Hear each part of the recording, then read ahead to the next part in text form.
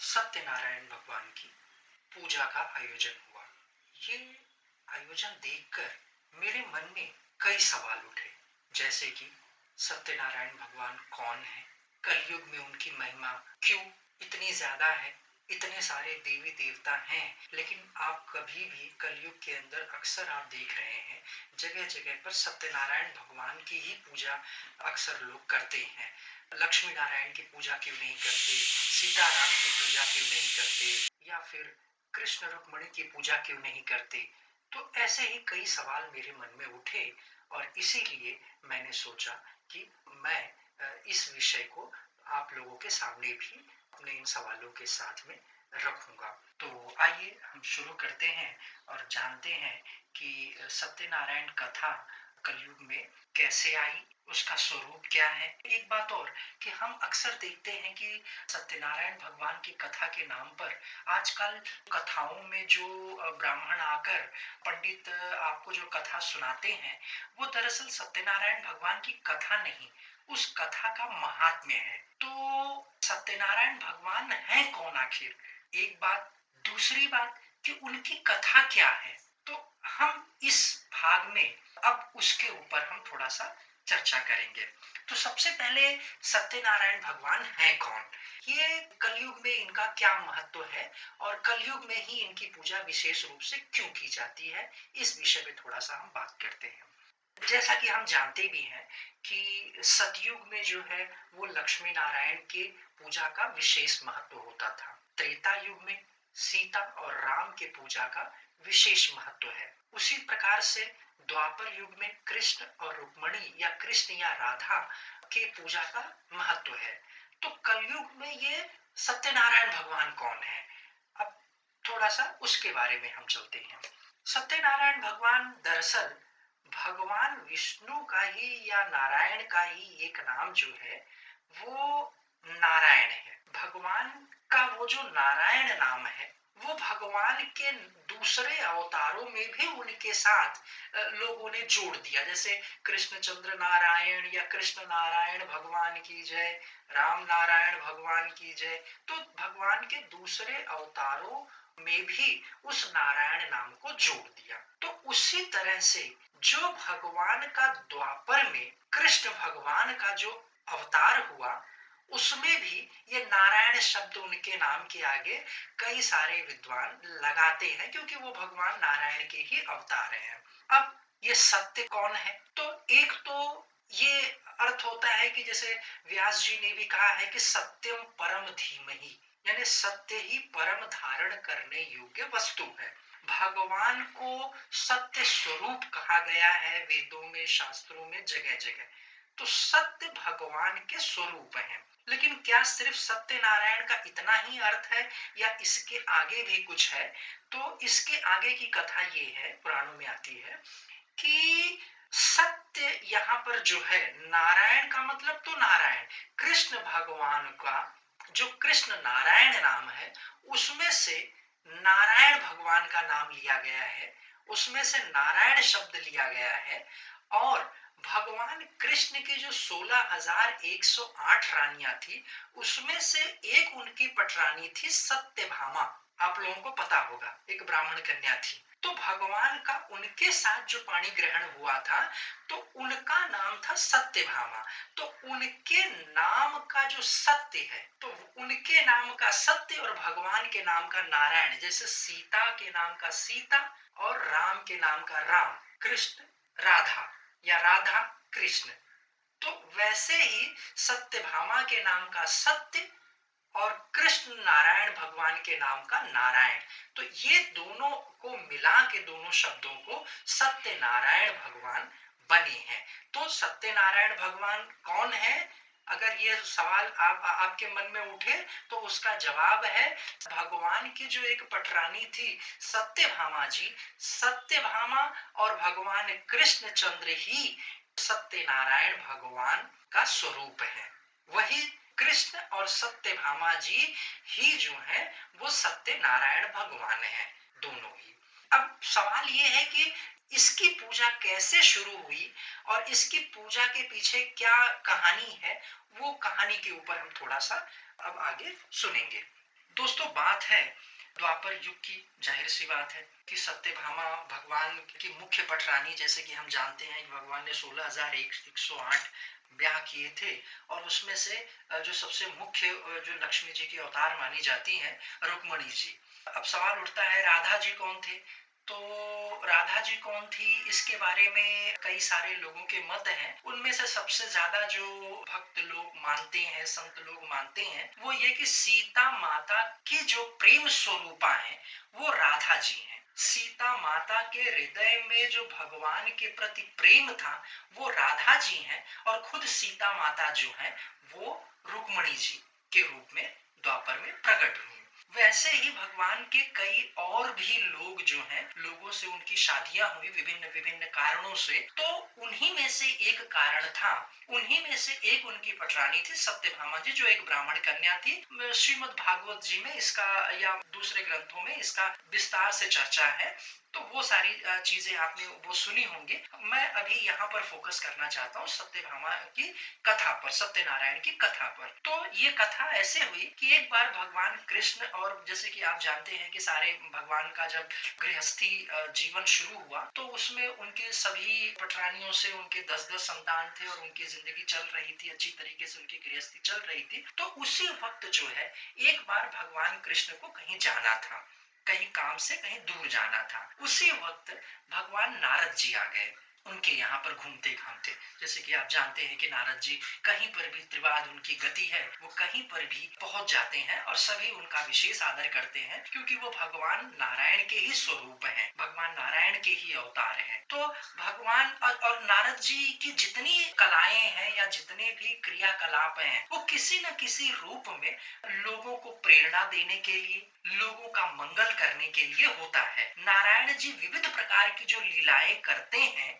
वो सारी लीलाओं के मूल में ये होता है मानव का कल्याण, या गोस्वामी तुलसीदास जी के शब्दों में कहा जाए तो लोक मंगल के उद्देश्य से ही श्री नारद जी के सारे क्रियाकलाप होते हैं। तो भगवान नारद जी एक बार भगवान कृष्ण और सत्यभामा के गृहस्थी में पहुंच गए और भगवान कृष्ण को कहीं जाना था।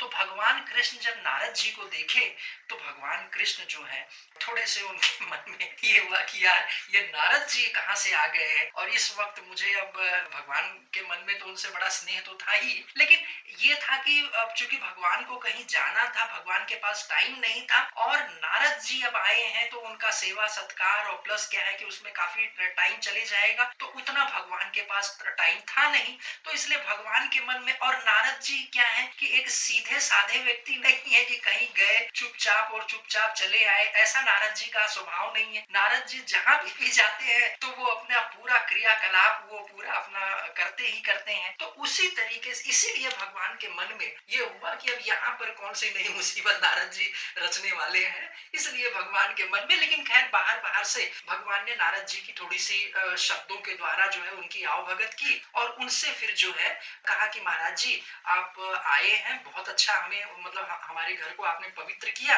आप चलिए आप कुटीर में बैठिए और सब आपकी आवभगत वहां पर की जाएगी। लेकिन थोड़ा सा महाराज जी ऐसा है कि मैं कहीं पर मुझे कुछ जरूरी काम है, मैं कहीं जरूरी काम से जा रहा हूँ और वो जाना जरूरी है, इसीलिए आप यहाँ पर रहिए और मैं फिर वो काम खत्म करके फिर मैं लौट के आऊंगा, तब हम लोग आगे की बातें करेंगे, तब तक आप यहाँ पे विश्राम कीजिए, आपकी सेवा भगत वगैरह। तो भगवान ने अपनी पत्नी सत्यभामा को बुला के उनसे कहा कि महाराज जी की अच्छी तरीके से सेवा सत्कार कीजिए और उसके बाद जो है इनकी अवभगत कीजिए, मैं अपना काम निपटा के आता हूँ, तब हम लोग आगे महाराज जी से महाराज की सेवा और अच्छी तरीके से दोनों मिलके करेंगे। तो इस तरीके से भगवान कृष्ण चले गए और माता सत्यभामा जो है वो भगवान नारद की पूजा अर्चना और उनको मतलब उनकी अगवानी और बाकी जो चीजें होती हैं एक अतिथि के आने के बाद में, वो सब सत्यभामा जी ने भगवान कृष्ण और अपने बिहाफ पे वो सब उन्होंने परफॉर्म किया, वो सब वहां पर उन्होंने किया। और जब भगवान आगे गए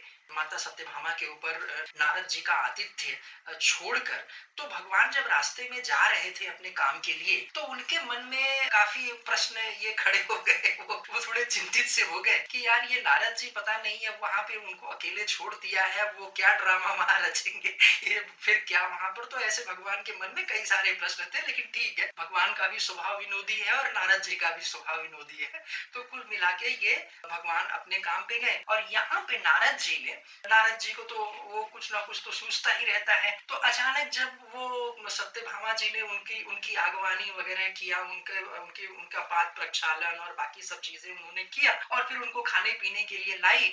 तो जब खाने पीने के लिए कुछ चीजें लाई वो, और जब ले लिया, जब नारद जी एकदम संतुष्ट हो गए, तो संतुष्ट हो के तो उन्होंने कहा कि माता आपने हमारी इतनी अच्छी आवाभगत किया और ये सब किया, मैं बड़ा खुश हो गया, लेकिन माता आपके चेहरे को देख के ऐसा लग रहा है कि आप खुश नहीं है। तो सत्यभामा जी ने कहा कि नहीं नहीं महाराज जी, मैं तो एकदम खुश हूँ, मेरा तो घर परिवार एकदम बढ़िया है, कोई दिक्कत नहीं है। लेकिन नारद जी को तो शरारत करनी थी, तो नारद जी शरारत में बोले नहीं नहीं माता, आप मुझसे झूठ मत बोलिए, मैं आपके बेटे के समान हूँ, आप मुझसे झूठ नहीं बोलिए, आपको क्या तकलीफ है आप बताइए। तो हम जैसा जानते हैं कि यदि सामने वाले के मन में कोई बात न भी हो, लेकिन उसको अगर बार बार अगर कहा जाए या वैसा अगर उसको ध्यान कराया जाए, तो वो प्रश्न उसके दिमाग में आने लगता है धीरे धीरे वो चीजें। जैसे कि आपने देखा होगा कि कैकेयी के मन में राम को वन देने की बात नहीं थी, लेकिन मंथरा का उसको साथ मिला, बार बार वो उसको कहने लगी, समझाने लगी, अंत में कैकेयी के मन में भी ये बात धीरे धीरे घर करने लगी कि हाँ, वो जो मंथरा कह रही है उसी बात में उसकी भलाई है। वैसे ही यहाँ पे नारद जी उस बात को और विस्तार करने लगे, एक पूरा का पूरा मौका देने लगे माता सत्यभामा के मन में भ्रम पैदा करने के लिए, या एक लीला करने के लिए आप कह लीजिए। तो नारद जी यहाँ पर उनको बार बार कहने लगे, और फिर उसके बाद में नारद जी ने ही कहा कि माता मुझे पता है कि आपको क्या चिंता हो सकती है। तो वो बोली भाई क्या आपको क्या मतलब पता है कि भाई मुझे क्या चिंता है, बताइए आप बताइए कि क्या मुझे चिंता हो सकती है। तो उन्होंने कहा कि भाई आपके पति के इतने सारी दूसरी औरतें हैं, और जब इतने सारे सौतन होंगे जिस औरत के, तो वो सुखी कैसे हो सकती है। तो उन्होंने कहा नहीं नहीं ऐसी बात नहीं है, भगवान मुझसे प्यार करते हैं, हर चीज बढ़िया है, मेरे मेरे मेरे गृहस्थी के जीवन में ऐसी कोई बात नहीं है नारद जी, आपको वहम हो गया। तो बोले नहीं नहीं वो मैं सब जानता हूँ माता, आप मेरे से झूठ मत बोलिए, मैं सब जानता हूँ। तो नारद जी ने ऐसा एक बीजोरोपण कर दिया। तो अंत में धीरे धीरे ये बातें जब बार बार नारद जी के द्वारा कही जाने लगी, तो उनके मन में धीरे धीरे क्या है कि संग का रंग लगता है। तो इसीलिए लोग हमारे शास्त्रों में कहा गया है कि गलत संग से अपने आप को हमेशा बचाना चाहिए और अच्छे संग में रहना चाहिए। नहीं तो क्या होगा, हम जिस संग में रहेंगे वैसा ही हमारी मति बन जाएगी, वैसा ही हमारी बुद्धि बन जाएगी, और फिर जैसी बुद्धि होगी वैसा ही हमारे जीवन का गति हो जाएगी, हमारे जीवन का वैसे ही गति हो जाएगी। तो इसी तरीके से माता सत्यभामा को भी अब धीरे धीरे लगने लगा कि हाँ यार, वाकई में वो नारद जी के जो दुनिया भर के जो उनकी बातें थी कि देखिए वो भगवान, देखिए रुक्मणी जी को कितना उनका उनके उनके पुत्र प्रद्युम्न का भगवान ने कितना ये किया, उनका कितना मान है, लेकिन आपको तो देखिए द्वापर युग में जगह जगह पर कृष्ण और रुक्मणी की पूजा होती है, क्या आपकी कहीं कभी पूजा हुई भगवान के साथ, आप भी तो उनके पटरानी है। तो ये बातें उनको लगी कि हाँ यार, ये बात तो सही कह रहे हैं। तो बोले कि देखिए त्रेता युग में राम मतलब सीता और राम की पूजा हुई, उसके पहले लक्ष्मी और नारायण की हुई, द्वापर युग में रुक्मणी और कृष्ण की हुई, तो आपकी क्यों नहीं, सत्यभामा और कृष्ण की पूजा क्यों नहीं हुई, आप भी तो उनकी पत्नी है। तो उनको लगा हाँ यार, ये बात तो सही बोल रहे नारद जी। तो ये उनके मन में एक बात डाल दिया। अब वो बोले तब महाराज जी, तब इसका क्या समाधान निकले, कैसे मालूम पड़े कि भगवान के प्रेम की परीक्षा कैसे। तो उन्होंने कहा कि एक काम कीजिए, भगवान के प्रेम की परीक्षा लीजिए। वो बोले प्रेम की परीक्षा कैसे होगी। तो उन्होंने नारद जी ने उनको फिर आइडिया दे दिया कि ऐसा करो कि भगवान को बोलो कि एक काम करे, भगवान से पारिजात वृक्ष, पारिजात एक ऐसा वृक्ष है, आपने कभी देखा होगा, फूलों में एक पारिजात नाम का फूल है। ये फूल बड़ा सुगंधित होता है। और जहाँ पर इसका पेड़ होता है वो दूर से ही बहुत जबरदस्त खुशबू आती है। आप अगर उस पेड़ के आसपास भी पहुंच जाओ तो इतनी उसमें खुशबू होती है कि आपको मंत्रमुग्ध कर देगा। ये बेसिकली इंद्र के दरबार में ये पारिजात, ये धरती लोक का ये वृक्ष नहीं है, ये वृक्ष देवताओं का वृक्ष है, ये स्वर्ग का वृक्ष है। इंद्र के स्वर्ग में ये पारिजात वृक्ष हुआ करते थे।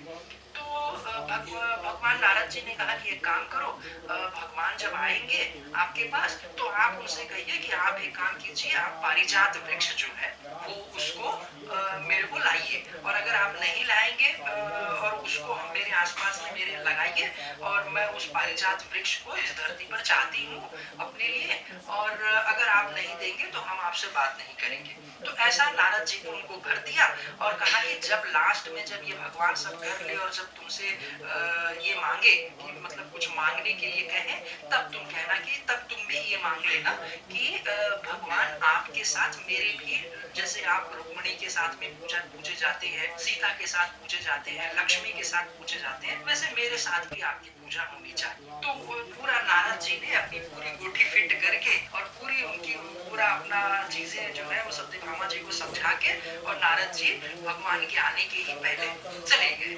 और नारद जी, जबकि सत्यभामा जी उनको रोकने लगे, लेकिन नारद जी का तो काम हो गया, वो तो तुरंत लौट गए। अब भगवान आए और जब वापस लौट के आए घर में तो भगवान के मन में तो थी कि नारद जी है यहाँ पर, तो कुशल तो कैसे हो सकता है। तो भगवान जी अपने सशंकित मन से आए, जब यहाँ पर देखा तो वाकई में वो जब घर पे पहुंचे तो सत्यभामा जी एकदम नाराज थी और उनका चेहरा उतरा हुआ था। तो भगवान तो समझ गए कि नारद जी का जो काम था वो तो हो गया बस। तो इस तरीके से फिर भगवान ने पूछा उनको, तो उन्होंने कहा कि भाई पारिजात वृक्ष लाइए। भगवान ने उनको बहुत समझाया कि ये भाई देवताओं का वृक्ष है, हर चीज जिसके लिए जो चीज बनी है वो वहीं पे रहे तो ज्यादा बढ़िया है, उसकी ज्यादा उसका सम्मान भी वहां पर अच्छा होगा, और वो उसी के लिए बनी है। तो आपके लिए जो वृक्ष बने हैं आप उनसे संतुष्ट रहिए। लेकिन वो मानने के लिए तैयार नहीं थी। उन्होंने कहा कि ये मेरे लिए, यदि आप मुझसे प्रेम करते हैं तो आपको ये वृक्ष को मेरे लिए धरती पर लाना होगा। तो कुल मिला के भगवान ने अंत में लास्ट में उनकी बात मानी और अपने प्रेम की परीक्षा दिया और पारिजात को धरती पे लेके आए, और इस तरीके से पारिजात का धरती पर आगमन हुआ। और फिर भगवान ने अंत में कहा कि भाई अब तो आप खुश हो। तो उन्होंने कहा कि अब एक चीज आप और कर दीजिए। अब ये तो साबित हो गया कि आप मुझसे प्यार करते हैं, अब लेकिन एक चीज मैं आपसे और चाहती हूँ। बोले वो क्या? बोले ये है कि मैं चाहती हूँ कि जैसे लक्ष्मी के साथ आप पूजे जाते हैं, सीता के साथ आप पूजे जाते हैं, रुक्मिणी के साथ आप पूजे जाते हैं, उसी तरीके से मेरी और आपकी भी पूजा हो। तो भगवान ने कहा देखिए ये जो चीज है ये द्वापर युग में तो मैंने जो है वो ये रुक्मिणी जी के ने ये अधिकार ले लिया हुआ है, कोई बात नहीं। आने वाला जो कलयुग है वो एक खाली युग है, उसमें अभी तक कोई मेरा अवतार का अभी तक ऐसा कोई प्रयोजन नहीं हुआ है, पूजा होने वाले अवतार का प्रयोजन नहीं हुआ है। तो इसलिए क्योंकि कलयुग में वैसे भी जो भगवान का कल की अवतार होगा वो कल की अवतार माना गया है कि कई प्रकार के भगवान के ऊपर लांछन लगे होंगे, ये होंगे। तो जिस व्यक्ति के ऊपर लांछन लगे हों, दुनिया भर की बुराइयां आरोपित की के जीवन पर कुछ प्रश्न चिन्ह हो, तो ऐसा व्यक्ति पूजा के लिए श्रेष्ठ नहीं माना जाता है। लेकिन भगवान तो है ही है, भगवान तो भगवान ही है, वो उनके तो सारे अवतार पूजे हैं। तो कहने का मतलब कि फिर भगवान ने उनको कहा कि ठीक है, तो कलयुग में जो है वो विशेष तौर पे लोग जो है सभी के पूजा का महत्व है, लेकिन सत्य मेरे और तुम्हारे नाम से जो पूजा होगी उसका विशेष फल और विशेष महत्व होगा। तो इस तरीके से भगवान कृष्ण ने जो माता सत्यभामा को जो ये आशीर्वाद दिया, अथवा कि भगवान ने जो वर दिया, उसी वर के कारण इस कलयुग में जगह जगह सत्यनारायण जी की कथा होती है।